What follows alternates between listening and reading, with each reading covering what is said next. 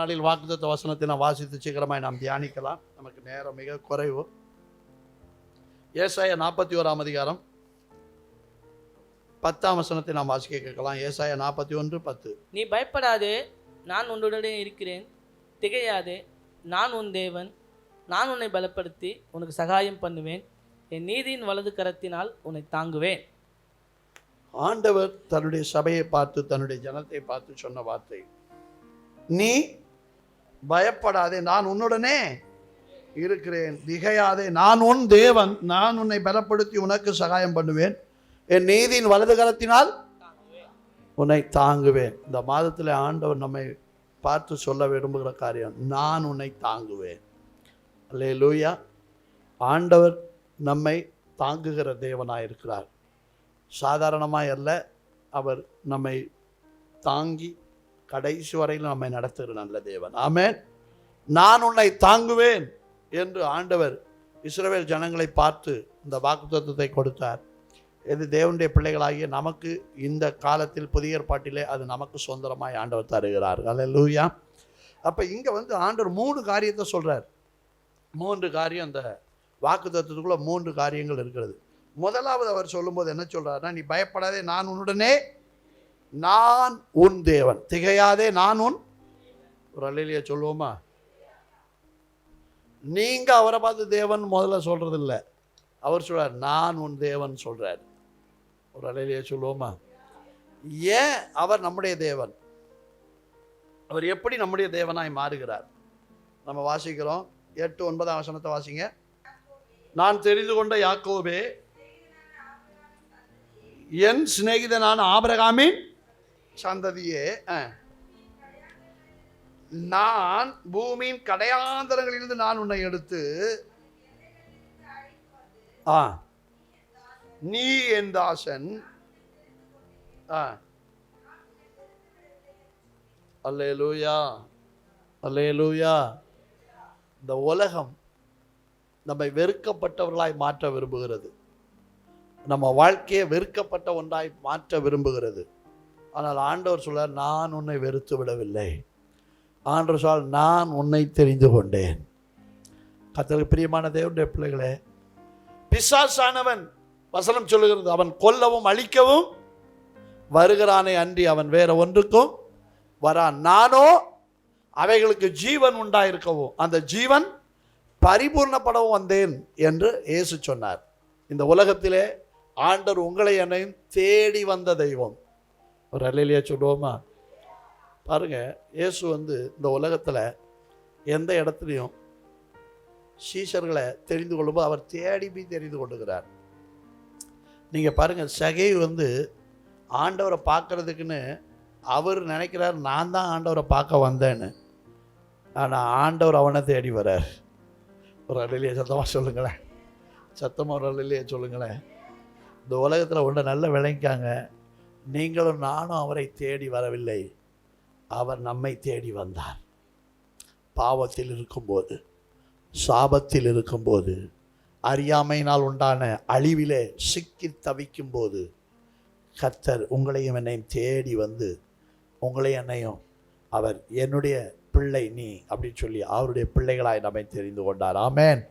இன்றைக்கு நீங்களும் நானும் அவரிடத்தில் முதலாவது, அவர் நம்முடைய தேவனாய் இருக்கிறார். அவருக்கு நம்மை முதலாவது அவருக்கு ஏற்ற பரிசுத்தத்துக்கு நம்மளை ஒப்பு கொடுக்கணும். ஆண்டவர் பாருங்க, ஆண்டவர் சொன்னார், ஜனங்களை பார்த்து சொல்லும்போது இயேசு சொல்றாரு, நான் உங்களை உலகத்திலிருந்து என்ன செய்தேன்? பிரித்தெடுத்தேன். நீங்க யார்? உலகத்தான் அல்ல. சபையில் இருக்கிற ஒவ்வொருத்தரும் நம்ம யாரு கிடையாது, உலகத்தார் அல்ல. உலகத்தார் அல்லன்னா என்ன அர்த்தம்? உலக வழக்கங்களை பின்பற்றுகிறவர்களாய் நாம் இருப்பது அல்ல. நீங்களும் நானும் தேவனை பின்பற்றுகிறவர்கள். ஒரு அல்லேலூயா சொல்லுவோமா? முதல்ல அந்த கவனம் ரொம்ப முக்கியம். பாருங்க, ஆண்டவர்கிட்ட வந்தது ரொம்ப சந்தோஷம், ஆண்டவரை ஆராதிப்பது ரொம்ப சந்தோஷம், சபைக்குள்ளே ஆண்டவர் வைத்திருப்பது பெரிய பாக்கியம். ஆனால் நீங்களும் நானும் தேவனை ஆராதிக்கிற உங்களுடைய என்னுடைய வாழ்க்கையில, நாம் தேவனோடு இருக்கிற உறவிலே அவர் தெரிந்து கொண்ட அந்த பரிசுத்த நோக்கத்தை நிறைவேற்ற நம்மை அர்ப்பணித்து வாழ்கிறவர்களா இருக்க வேண்டும். ஆமென். ஆண்டவர் சொல்றார் பாருங்க, 1 பேதுரு 1ஆம் அதிகாரத்தில் 14-15 வசனத்தை வாசிங்க. நீங்கள் முன்னே கொண்டிருந்த இச்சைகளின்படி, அறியாமையினால் கொண்டிருந்த இச்சைகளின்படி இனி நடவாமல் கீழ்ப்படுகிற பிள்ளைகளாய் இருந்து உங்களை அழைத்தவர் பரிசுத்தராய் இருக்கிறது போல நீங்களும் உங்கள் நடக்கைகள் எல்லாவற்றிலும் ஒரு அல்லேலூயா சத்தமா சொல்லுங்களேன். இந்த உலகத்தில் நீங்களும் நானும் விலையேற பெற்றவர்கள். ஆமேன்னு சொல்லுங்களேன். நீங்கள் நல்லா கவனிங்களேன். இந்த வெள்ளை சட்டை போட்டால் என்ன செய்யணும்? ரொம்ப கவனமாக பார்த்துக்கிறணும். அதனாலே சிலர் என்ன செய்வாங்க, வெள்ளை சட்டை போட மாட்டாங்க. ஏன்னா அழுக்கான வெளியே தெரிஞ்சிடும். அதனால என்ன செய்வாங்க, எப்போவுமே டம்மி கலராகவே போடுறதுக்கு விரும்புவாங்க. ஏன்னா அழுக்குப்பட்டாலும் அது உலகத்தில் சில பழக்க வழக்கம். ஒயிட் சட்டை போட்டால் என்ன செய்யும், சின்ன தூசி போட்டால் கூட பளிச்சுன்னு தெரியும். அதை போல தான் நீங்களும் நானும் சின்ன தப்பு செஞ்சால் கூட வெளியே தெரியும். ஏன்னா நீங்களும் நானும் இருக்கிற இடம் தேவன் பரிசுத்தம் உள்ள தேவன். நீங்கள் பாருங்கள், உலகத்தில் தப்பு செய்கிறவன் எல்லாரையும் விட்டுருவாங்க. ஆனால் ஆண்டோடைய பிள்ளைகள் தப்பு செஞ்சால் என்ன சொல்லுவாங்க? கிறிஸ்தவங்க போய் இதை செய்கிறாங்க, ஆண்டவர் பிள்ளைன்றாங்க. இவங்க எப்படி, ஏன் அப்படி சொல்கிறாங்க? வெள்ளை சட்டையில் அழுக்குப்பட்டிருக்கு. அல்லேலூயா. அவங்க போட்டிருக்கு கலர் கலர் ட்ரெஸ்ஸு. அதனால் அங்கே அழுக்குப்பட்டாலும் அவங்களுக்கே தெரியாது. அப்புறம் மற்றவங்களுக்கு எங்கே தெரிகிறது? கர்த்தருக்கு ஸ்தோத்திரம். அதனால தான் ஆண்டவர் சொல்லும்போது அழகாக சொல்கிறாரு பாருங்க, உங்களை அழைத்தவர்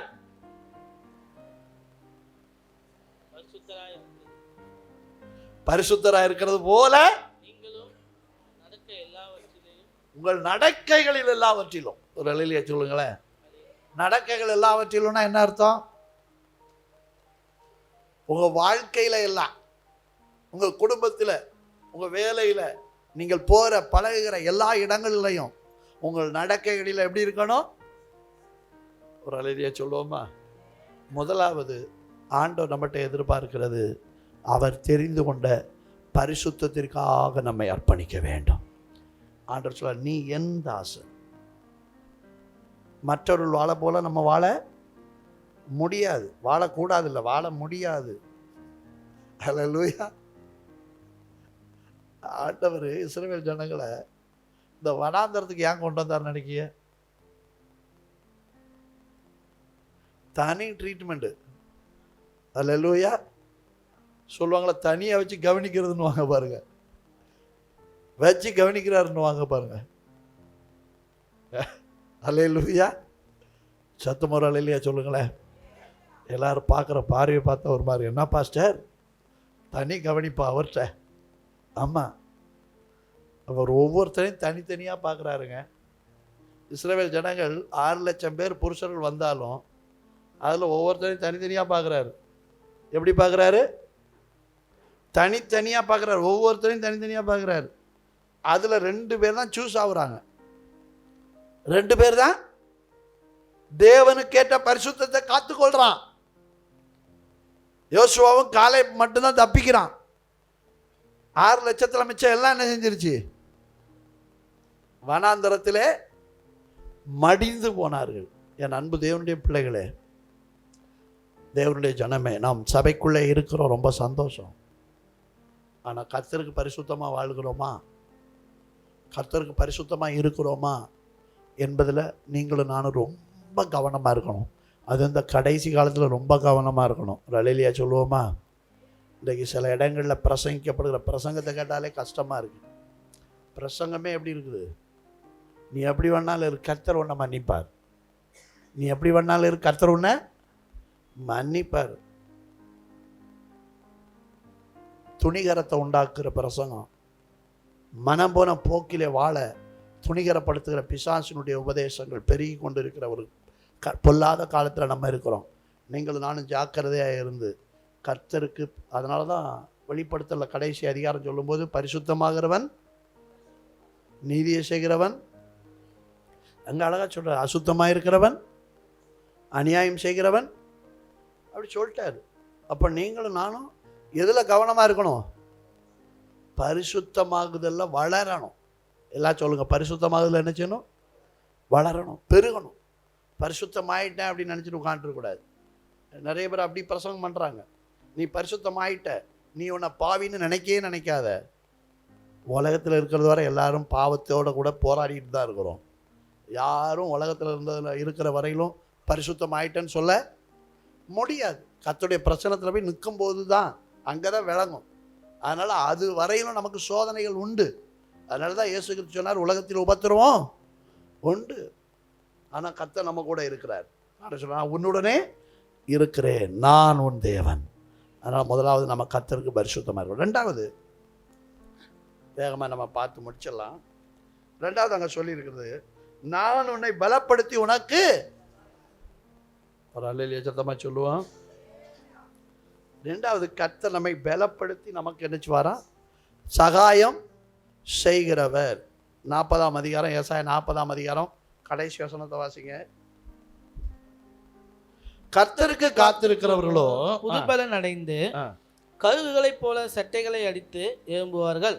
அவர்கள் ஓடினாலும் இளைப்படையார்கள், நடந்தாலும் சோர்ந்து போகார்கள். ரெண்டாவது, ஆண்டுடைய வசனம் சொல்லுகிறது, கர்த்தருக்கு காத்திருக்கிறவர்கள் என்ன செய்வார்கள்? புது பலன் அடைவார்கள். அவர்கள் ஓடினாலும் நடந்தாலும் சோர்ந்து போக மாட்டார்கள். அப்போ உங்களுக்கு எனக்கும் நல்ல கவனிங்க. ஆண்டவர் சொல்ல, நான் உன்னை பலப்படுத்தி உனக்கு சகாயம் பண்ணுவேன். ஆண்டவர் சொல்றார். இப்போ இந்த உலகத்தில் நமக்கு எவ்வளவு பிரச்சனைகள் வந்தாலும் எங்கேயும் ஓடக்கூடாது, கர்த்தருக்கு காத்திருக்கணும். ஒரு அல்லேலூயா சொல்லுங்களேன். வசனம் சொல்லு, கர்த்தருக்கு காத்திருக்கிறவர்களோ புது பலன் அடைந்து செட்டைகளை அடித்து உயரே எழும்புவார்கள். அவர்கள் ஓடினாலும் நடந்தாலும். அப்ப நீங்களும் நானும் ரெண்டாவது, நம்ம வாழ்க்கையில குடும்ப சூழ்நிலைகள் எவ்வளவு மோசமா இருந்தாலும் யாருக்கிட்டையும் ஓடக்கூடாது. ஒரு அல்லேலூயா சொல்லுங்க. உலகத்துல யார்ட்டையும் நிற்க கூடாது. வசனம் அப்படிதான் சொல்லுது. கர்த்தருக்கு காத்திருக்கும் போது புது பலன் அடைய செய்கிறார். அவர் நமக்கு புது பலன் செய்வார், நமக்கு உதவி செய்வார், நமக்கு உதவி செய்வார். நம்ம வாசிக்கிறோம் பாருங்க, 2 நாளாகமம் 14ஆம் அதிகாரம் 10, 11 வசனம். அப்போது ஆசா அவனுக்கு எதிராக புறப்பட்டான். மரேசாவுக்கு அடுத்த செப்தா என்னும் பள்ளத்தாக்கில் யுத்தத்திற்கு அணிவகுத்து நின்றார்கள். ஆசா தன் தேவனாகிய கர்த்தரை நோக்கி கூப்பிட்டு, கர்த்தாவே, பலமுள்ளவனுக்காகிலும் பலனற்றவனுக்காகிலும் உதவி செய்கிறது உமக்கு லேசான காரியம். எங்கள் தேவனாகிய கர்த்தாவே, எங்களுக்கு துணை நில்லும். உம்மை சார்ந்து உம்முடைய நாமத்தில் ஏராளமான இந்த கூட்டத்திற்கு எதிராக வந்தோம். கர்த்தாவே, நீர் எங்கள் தேவன், மனுஷன் உம்மை மேற்கொள்ள விடாதேயும் என்றான். அல்லேலூயா. ஆசா ஒரு ஜெபம் பண்றார். என்ன ஜெபம் பண்றாரு? ஆண்டவர்கிட்ட ஜெபம் பண்ணும்போது, ஆண்டவரே, எனக்கு எதிராக பிரச்சனை வந்திருக்குது, சத்துருக்கள் ஏராளமாக இருக்கிறாங்க, அவங்கள மேற்கொள்றதுக்கு என்கிட்ட பலம் கிடையாது. அவன் ஜெபம் பண்ணுற ஜெபம் ரொம்ப அற்புதமாக பண்ணுறாரு. பலம் உள்ளவனுக்காகிலும் பலனற்றவனுக்காகிலும் உதவி செய்கிறது ஒரு நிலையிலேயே சொல்லுங்களேன். அது என்ன சொல்கிறாருன்னா, உலகத்தில் இருக்கிறதுனாலே வாழ்வதல்ல, இல்லாதனால இல்லாமல் போவதும் அல்ல. கர்த்தர் நம்மோட இருப்பதுனால, வாழ வைக்கிற கர்த்தர் நம்மோட இருப்பதுனால, அவர் துணை நிற்பதுனால எந்த பிரச்சனையும் நாம் ஜெயிக்க முடியும். ஒரு நிலையிலேயே சொல்லுவோமா? அப்போ இவர் என்ன பண்ணுறாருன்னா, தனக்கு வந்த பிரச்சனையில் யாரையும் தேடலை. அவர் கர்த்தரை நோக்கி பார்த்து ஜெபம் பண்ணுகிறார். கர்த்தரிடத்தில் உதவி கேட்கிறார். கர்த்தரை உதவி செய்யும்படி அவர் ஆண்டவரிடத்திலிருந்து உதவியை பெற்றுக்கொள்ளுகிறார். ஒரு அல்லேலூயா சொல்லுங்களேன். அவர் ஆண்டவர்கிட்ட ஜெபம் பண்ணி, ஆண்டவர்கிட்ட இருந்து, நீர் எனக்கு துணை நில்லும். எதிரி வந்திருக்கிறாங்க, அவங்கள ஜெயிக்கிறதுக்கு எனக்கு பலன் கிடையாது, ஆனால் உம்மை சார்ந்து நாங்கள் நிற்கிறோம். அல்லேலூயா. நம்ம அதே 2 நாளாகமத்தில் 20ஆம் அதிகாரத்தில் பாருங்க. யோசபாத் என்ற ராஜா அங்கே 20ஆம் வசனத்தை வாசிங்க. அவர்கள் அதிகாலமே எழுந்திருந்து தெக்கோவாவின் வனாந்திரத்திற்கு போக புறப்பட்டார்கள். புறப்படுகையில் யோசாபாத் நின்று யூதாவே, எருசலேமின் குடிகளே கேளுங்கள், உங்கள் தேவனாகிய கர்த்தரை நம்புங்கள், அப்பொழுது நிலைப்படுவீர்கள். அவருடைய தீர்க்கதரிசியை நம்புங்கள், அப்பொழுது சித்தி பெறுவீர்கள் என்றான். ஒரு அல்லேலூயா சொல்லுங்களேன். சத்தம் ஒரு அல்லேலூயா சொல்லுவான். ரெண்டாவது, அந்த இடத்துல நம்ம வாழ்க்கையில் எந்த சூழ்நிலைகள் மாறினாலும் கர்த்தர் மாறாதவராக இருக்கிறார். அவரை நம்பி இருக்கிற நம்மளை வெட்கப்பட்டு போக விடவே மாட்டார். அவரை நம்பி இருக்கணும். ஒரு அல்லேலூயா சொல்லுங்களேன். கர்த்தரத்தில் ஜெபம் பண்ணிட்டு உலகத்தில் போய் நமக்கு ஏதாவது கிடைக்கும்னு சொல்லி எதிர்பார்க்கும். கர்த்தர் சொல்கிறாரு, அவரால் எனக்கு சித்தி நடக்கும், எனக்கு இந்த காரியத்தை செய்யணும்னு நான் முயற்சி எடுத்துருக்கிறேன். இந்த காரியம் நடக்குமோ நடக்காதோ என்பது போல இருந்தாலும் கர்த்தர் எனக்காக அதை செய்து முடிப்பார் என்ற உங்களுக்கு எனக்கு என்ன இருக்கணும்னா, ஆண்டவர் மேலே ஒரு விசுவாசம் இருக்கணும். ஒரு அல்லேலூயா சொல்லுங்களேன். நீங்கள் ஆண்டவரை விசுவாசிக்கிறீங்களா அப்படின்னா ஆமான்னு வைங்க. அந்த விசுவாசம் என்ன செய்யணும்னா கிரியையில் வெளிப்படணும். என்ன செய்யணும்? கிரியையில் வெளிப்படணும். அடுத்த வசனத்தை வாசிங்க. அடுத்த வசனம். பின்பு அவன் 21 வசனம். பின்பு அவன் ஜனத்தோட ஆலோசனை பண்ணி பரிசுத்தமுள்ள மகத்துவத்தை துதிக்கவும் ஆயுதம் அணிந்தவர்களுக்கு முன்பாக நடந்து போய் கர்த்தரை துதியுங்கள், அவர் கிருபை என்றும் உள்ளதென்று கர்த்தரை பாடவும் பாடகரை நிறுத்தினான். ஒரு அல்லேலூயா சொல்லுங்களேன்.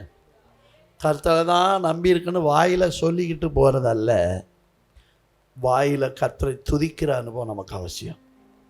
ஒரு அல்லேலூயா சொல்லுங்களேன். சிலர் சொல்லுவாங்க, நான் ஆண்டவரை தான் நம்பி இருக்கிறேன்னுவாங்க. ஆனால் ஆண்டவர் நம்பி இருக்கிறேன்னு சொல்லிட்டு வாயில் பேசுகிறதெல்லாம் என்ன பேசுவாங்க? அவிசுவாசமாக. அவருடைய வாழ்க்கையில் இதெல்லாம் என்ன ஆக போதோன்ற ஒரு பயத்தோடு இருப்பாங்க. அப்படி இருக்கக்கூடாது. நம்ம வாழ்க்கையில் பிரச்சனைக்கு முன்னாடி எப்படி இருக்கணும்னா தைரியமாக இருக்கணும். ஒரு அல்லேலூயா சொல்லுங்களேன். சத்தமாக ஒரு அல்லேலூயா சொல்லுங்களேன். எந்த பிரச்சனையை கண்டும் பயப்படக்கூடாது. பயம் வருமானம் வரும், ஆனால் பயப்படக்கூடாது. ஒரு அல்லேலூயா சொல்லுங்களேன். ஏன்னா நமக்கு துணை நிற்கிறவர் யார்? மகா பெரிய தேவன். ஒரு சின்ன கதை சொல்லுவாங்க. ஒரு குறிப்பிட்ட இடத்துல கரடி குட்டி இருந்துச்சான். அந்த குட்டியை புலி பார்த்துருச்சான், பெரிய புலி. அந்த பெரிய புலி என்ன பண்ணிச்சான்னா, அந்த கரடி குட்டியை வேட்டையாடும்படி அதை பிடிக்கிறதுக்கு வந்துச்சான். துரத்தி போச்சான். அந்த குட்டி கரடி ஓடிக்கிட்டே இருந்துச்சான் தப்பிக்கிறதுக்கு ஓடிக்கிட்டே இருந்த கரடி, அந்த குட்டி கரடி தூரத்தில் அவங்க அம்மாவை பார்த்துட்டான். அவங்க அம்மாவை பார்த்த உடனே அவங்க அம்மா அங்கேருந்து புறப்பட்டு வர ஆரம்பிச்சிச்சு. அந்த பெரிய கரடி வர்றது அது பின்னாடி வந்து நின்றுருக்கு. இது வந்து என்ன பண்ணியிருக்குன்னா, 2 காலையும் தூக்கிட்டு அவங்க அம்மா நிற்கிறது போல் இதுவும் 2 காலையும் தூக்கிட்டு அப்படி நின்றுருக்கு. அது நிற்கிறத பார்த்த உடனே புலி அங்கே நின்று ஸ்டன்னாகி நிற்குது. புலி ஸ்டன்னாகி நிற்கிறது மட்டும் இல்லை, பின்னாடி வர்ற தாயை பார்த்த உடனே அது ஓடிடுச்சு. உடனே அந்த குட்டி அப்படி காலரை தூக்கி விட்டு அப்படி திரும்பி பார்த்தா அவங்க தாய் என்ன செய்யுது? அதுக்கு பின்னாடி 2 காலையும் தூக்கிட்டு நிற்குது. அதை போல தான் நம்ம வாழ்க்கையில் உலக பிரச்சனைகளுக்கு முன்னாடி நம்ம நிற்கிறது போல இருக்கலாம், ஆனால் நம்ம பின்னாடி நமக்கு துணை நிற்கிற தேவன் மகா பெரியவர். அதனால தான் 1 யோவானில் சொல்லும்போது யோவான் சொல்லுகிறார், உலகத்தில் இருக்கிறவனிலும் ஒரு அல்லேலூயா சத்தமாக சொல்லுவோமா? அதனால் இந்த உலகத்தில் நமக்கு விரோதமாக வர்ற பிரச்சனை எவ்வளோ பெருசு, எவ்வளோ பயங்கரமாக இருக்குது. அதை எக்ஸ்டாப்ளைஸ் பண்ணி யோசிக்காதீங்க. உங்கள் வியாதி எவ்வளோ பயங்கரமாக இருந்தாலும் உங்களை சுகமாக்குகிற தேவன் அதை விட வல்லமை உள்ளவர். உங்களுடைய தேவைகள் எவ்வளோ பெரியதாக இருந்தாலும் உங்களை தேவைகள் சந்திக்கிற தேவன், தேவைகளை எல்லாம் பரிபூர்ணமாய் கொடுக்கிற தேவன். ஹல்லேலூயா. நம்முடைய தேவனிடத்தில் இல்லை என்பதற்கு ஒன்றும் இல்லை. அவர் சம்பூர்ணமுடையவர். எல்லாம் சொல்லுங்க, அவர் எப்படிப்பட்டவர்? அவற்றை எல்லாம் இருக்குது. அவற்றை இல்லைன்னு சொல்கிறது ஒன்றும் இல்லை, அவற்றை எல்லாமே இருக்குது. நன்மையான எல்லாவற்றையும் அவர் வைத்திருக்கிறார். ஆமென். அதை யாருக்கு தருவார்? அவருக்கு காத்திருக்கிற, அவரை விசுவாசித்து அவரை துதிக்கிற பிள்ளைகளுக்கு தருவார். ஆமென். அதனால் உங்கள் வாழ்க்கையில் எத்தனை தடைகள் வரலாம், தடைகளை பார்த்து சோர்ந்து போட. எரியோ மாதிரி தடை இருக்கலாம். எரியோவுக்கு முன்னாடி என்ன செய்தார்கள்? பாடி துதித்து கர்த்தரை ஆர்ப்பரித்தார்கள். அப்பொழுது என்ன செய்து? எரியோ மதில் இடிந்து விழுந்தது. பவுலும் சீலாவும் அடிக்கப்பட்டு சிறைச்சாலையில் என்ன செய்து கொண்டிருந்தார்கள்? காவலறையில், உள்காவலறையில் இருட்டில் இருந்தார்கள். ஆனால் அங்கே உட்கார்ந்து கர்த்தரை என்ன செய்து கொண்டிருந்தார்கள்? ஜெபம் பண்ணி துதித்து கொண்டிருந்தார்கள். அந்த இடத்துல கர்த்தருடைய பிரசன்னம் இறங்கியது. கர்த்தர் அவங்களை அற்புதமாய் விடுதலையாக்கினார். ஆமென். இன்றைக்கு இந்த காலையில் தேவனுடைய பிள்ளைகளை, நீங்கள் இருக்கிற பாடுகளை பார்க்காதீர்கள். நீங்கள் பாடுகள் நடுவில் கர்த்தருக்கு காத்திருக்க கற்றுக்கொள்ளுங்கள். கர்த்தருக்கு காத்திருக்கிற நீங்கள் கர்த்தரை துதிக்க பழகுங்கள். ஆமென். கர்த்தர் செய்வார் என்ற எதிர்பார்ப்போடு அவரை துதிக்க பழகுங்க. நிறைய பேர் அதுக்கு ப்ராக்டிஸே பண்ணுறதில்லை. கர்த்தர் தருவார் என்ற எதிர்பார்ப்பு கிடையாது. இன்றைக்கி நமக்கு அந்த எதிர்பார்ப்பு அவசியம். ஆமேன்னு சொல்லுங்களேன். கர்த்தர் உங்களுக்கு நிறைய வாக்குத்தத்தம் கொடுக்குறாரு. அந்த வாக்குத்தத்தம்லாம் நிறைவேறும்னு எதிர்பார்க்கணும். ஆமென். அல்லேலூயா. 1ஆம் தேதி வாக்குத்தத்தத்தை பெற்றால் மாத கடைசியில் மறந்துடக்கூடாது. இந்த வருஷ வாக்குத்தத்தம் என்னது?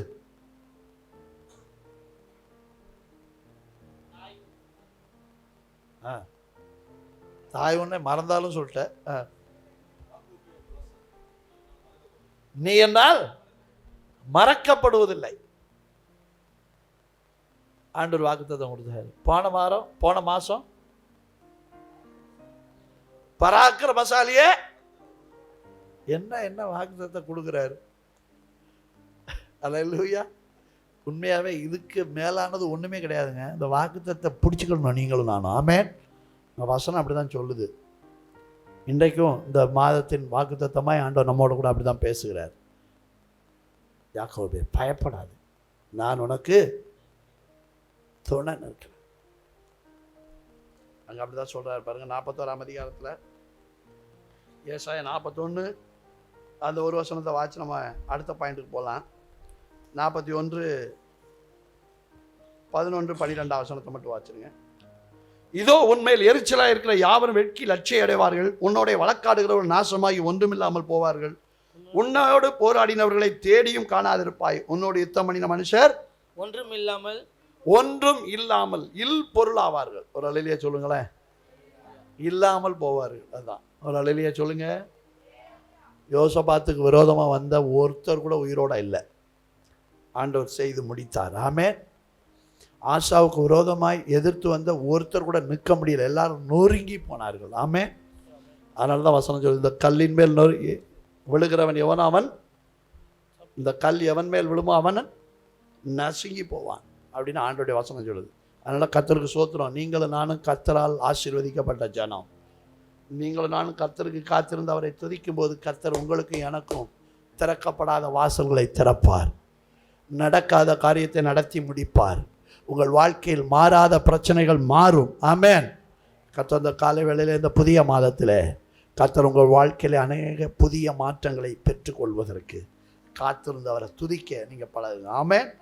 கடைசியாக அங்கே சொல்லப்படுது, நான் என் நீதியின் வலது கரத்தினால் உன்னை தாங்குவேன். கடைசி ஆண்டவர் நான் உன்னை பயன்படுத்துவேன் இருக்கிறார். நான் உன்னை என்ன செய்வேன்? பயன்படுத்துவேன். எல்லாரும் சொல்லுங்க, என்ன செய்வாரா ஆண்டவர்?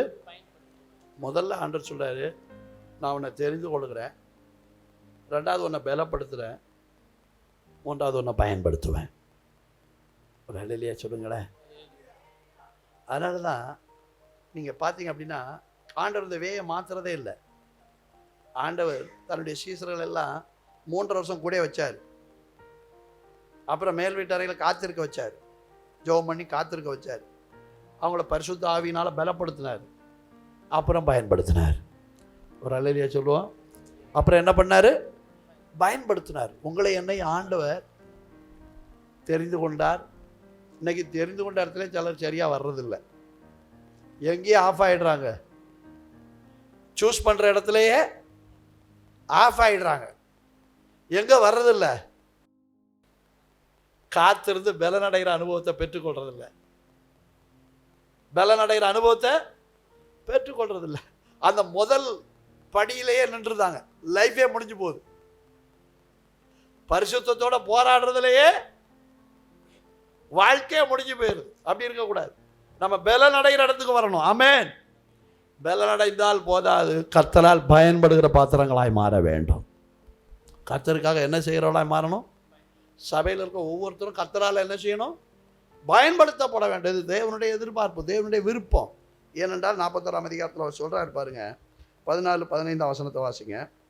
யாக்கோபு என்னும் சிறு பூச்சியே, யாக்கோபு என்னும் பூச்சியே, இஸ்ரவேலின் சிறு கூட்டமே பயப்படாதே, பயப்படாதே, நான் உனக்கு துணை நிற்கிறேன், நான் உனக்கு துணை நிற்கிறேன், கர்த்தரும் கர்த்தரும் இஸ்ரவேலின் பரிசுத்தருமாகிய உன் மீட்பர் உரைக்கிறார். உன் மீட்பர் உரைக்கிறார். இதோ போராடுகிறதற்கு நான் உன்னை புதிதும் கூர்மையுமான எந்திரம் உள்ளதாக்குகிறேன். நீ மலைகளை மிதித்து நொறுக்கி குன்றுகளை பதருக்கு ஒப்பாக்கி விடுவாய். அல்லேலூயா. ஆண்டவர் சொல்றாரு, நீ யார் அப்படின்னா எதையும் செய்ய உன்னால முடியும். ஒரு அல்லேலூயா சொல்லுங்க. மனுஷனால் முடியாததை நீங்களும் நானும் கர்த்தரால் செய்து முடிப்போம். ஒரு அல்லேலூயா சொல்லுவோமா? அதனால தான் பவுல் சொல்லும்போது சொல்றாரு, என்னை பலப்படுத்துகிற கிறிஸ்துவினாலே. சத்தமர அல்லேலூயா சொல்லுங்களேன். பவுல் கர்த்தருடைய கையில் என்ன செய்தார்? அதிகமாய் பயன்படுத்தப்பட்டார். நீங்க பார்த்தீங்க அப்படின்னா அந்த உலகத்திலேயே வேதத்தில் அப்போஸ்தலர்கள்ல அதிகமான பாடுபட்டது யாரு? பவுல் அப்போஸ்தலன் தான். ஏன் அப்படின்னா அவர் லிஸ்ட் சொன்னாருன்னா அந்த லிஸ்ட் அவ்வளோ பயங்கரமா இருக்கு. இயேசு கிறிஸ்துவே மலாறுகள்னால எத்தனை வாட்டி அடிக்கப்பட்டார்? ஒரு தடவை தான் அடிக்கப்பட்டார், சிலுவைக்கு போறதுக்கு முன்னாடி. ஆனா பவுல் 3 தடவை நான் மிலாறுகளால் அடிக்கப்பட்டேன்றார். ஒரு இடத்துல பார்த்தீங்க அப்படின்னா ஒரு ஊரே சேர்ந்து அவரை அடிச்சு அவர் செத்து போயிட்டாருன்னு நினைச்சு ஊருக்கு வெளியே கொண்டு தூக்கி போட்டானுங்க. அங்க சீசர்கள்லாம் சுத்தி நிற்கிறாங்க அடக்கம் பண்றதுக்கு. பவுல் ஆண்டவர் உயிரோட எழுப்பினார். எந்திரிச்சு பவுல் என்ன பண்றாரு தெரியுமா? எந்திரிச்சு தன்னை சுத்தி இருந்த அடி வாங்கினது அவருக்கு எல்லாம் ஆறுதல் சொல்லணும். ஆனா அவர் எந்திரிச்சு இவங்களுக்கெல்லாம் ஆறுதல் சொன்னாராம். அல்லேலூயா சொல்லுங்களேன். சத்தமர அல்லேலூயா சொல்லுங்களேன். நீங்க பார்த்தீங்கன்னா பைபிள் வேன்றது ரொம்ப அற்புதமான பாதை. ஒரு அல்லேலூயா சொல்லுங்களேன். சத்தமர அல்லேலூயா சொல்லுங்க. தேவனால் பயன்படுத்தப்படுவது பெரும் பாக்கியம். அந்த பாக்கியத்தை பெறுவது நமக்கு பெரிய ஒரு ஸ்லாக்கியம். நீங்க இந்த உலகத்துல தேவனுக்காக என்னென்ன பாடுபடுறீங்களோ அதற்கெல்லாம் ரிவார்டு உண்டுங்க, அதற்கெல்லாம் பலன் உண்டு. அதனால தான் வசனம் சொல்லுது, நீங்கள் அவரோடு பாடுகளை சகித்தீர்களானால் அவரோடு கூட. கர்த்தருக்கு பிரியமான தேவனுடைய பிள்ளைகளே, நீங்களும் நானும் இந்த உலகத்தில் வாழ்கிற நாட்களில் கர்த்தரால் பயன்படுத்தப்பட வேண்டும் என்று விரும்புகிறோம். ஆனால் பாடுகள் வரவே கூடாது என்று நினைக்கிறோம். பாடுகளே வரக்கூடாது என்று நினைக்கிறோம். அதுதான் பெரிய தப்பு. நம்ம ஊழியத்தினுடைய ஃபெயிலியர் அதுதான், சபையினுடைய ஃபெயிலியர் அதுதான். நம்ம வாழ்க்கையில் எத்தனை பாடுகள் வந்தாலும் வசனம் சொல்லுது, நீதிமானுக்கு வரும் துன்பங்கள் கர்த்தரோ அவைகள் எல்லாவற்றினும் அவனை நீங்களாக்கி விடுகிறார். ஒரு அல்லேலூயா சத்தமா சொல்லுவோமா? பாடுகள் வரலாம், பிரச்சனைகள் வரலாம், துன்பங்கள் வரலாம், துயரங்கள் வரலாம், வியாதிகள் வரலாம், பலவீனங்கள் வரலாம், இழப்புகள் வரலாம், தேவைகள் வரலாம்.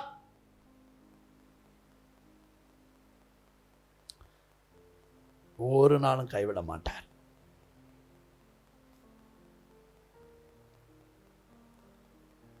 தாவீது சொல்றார், நீதிமான் ஒரு நாளும் அப்பத்துக்காக இறந்து திரிகிறது இல்லை, அவன் சந்ததி அலைந்து திரிகிறது இல்லை. உங்களை என்னையும் ஒரு நாள் வெட்கப்பட்டு போக விட மாட்டார். அப்ப நீங்களும் நான் என்ன சொன்னா, கர்த்தருடைய கையில பயன்படுகிற பாத்திரங்களாய் மாறணும். கர்த்தருடைய கையில என்ன செய்கிறவளா மாறணும்? அந்த பயன்படுகிற பாத்திரங்களுக்கு வந்து பயபக்தி ரொம்ப முக்கியம். எல்லாரும் சொல்லுங்க, என்ன முக்கியம்? பயபக்தி ரொம்ப முக்கியம். கடைசி பாயிண்ட்டை நான் ரொம்ப விளக்கி சொல்ல எனக்கு நேரம் கிடையாது. திருவிருந்தருக்கு நேரமும் ஆயிட்டு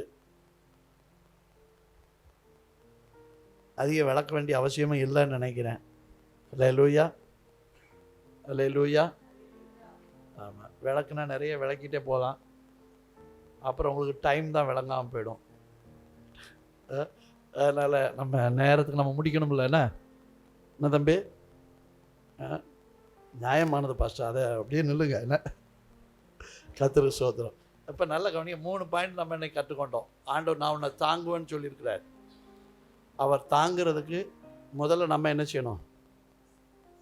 அவரால் தெரிந்து கொள்ளப்பட்ட இடத்துல பரிசுத்தமாய் வாழ வேண்டும். 2வது, அவருக்கு காத்திருந்து அவர் மேலே விசுவாசம் வைத்து அவரை துதிக்கிறவர்களாய் மாற வேண்டும். 3வது, அவருடைய கையில் பயன்படுகிற பாத்திரங்களாய் நீங்களும் நானும் மாற வேண்டும். சரிங்களா?